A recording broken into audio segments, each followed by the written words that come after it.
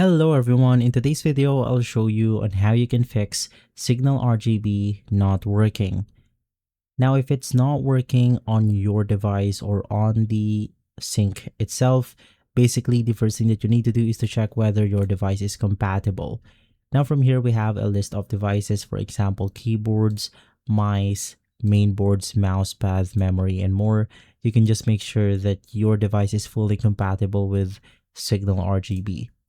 From there, we can then head over to the device option, and then you can click on the Pulse device to confirm whether you have a secured connection or not.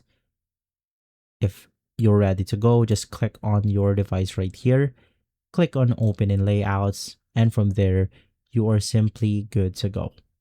Once again, most of the problem comes with not being compatible with your device. So you can just head over to the signalrgb.com device, and from here you want to check whether you have a compatible one or not.